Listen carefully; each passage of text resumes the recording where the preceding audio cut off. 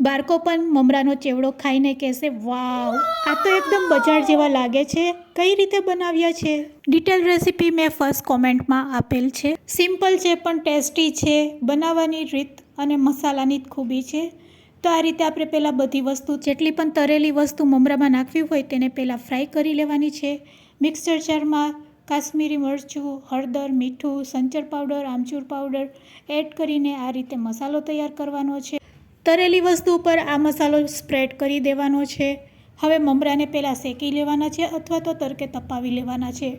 હવે મમરાને પણ આપણે તેલમાં વઘારી લેશું. તો લીમડાના પાન એડ કરી તેલમાં હળદર નાખીને આ રીતે મમરાનો વઘાર કરીશું. પછી જે આપણે મસાલો તૈયાર કરેલો છે તે એડ કરશું. મમરામાં તળેલી વસ્તુ એડ કરી દેવાની છે અને છેલ્લે સેવ. જો આ રીતે બનાવશો તો બધા કહેશે વાવ. અને હા, પેજને જરૂરથી ફોલો કરી લેજો.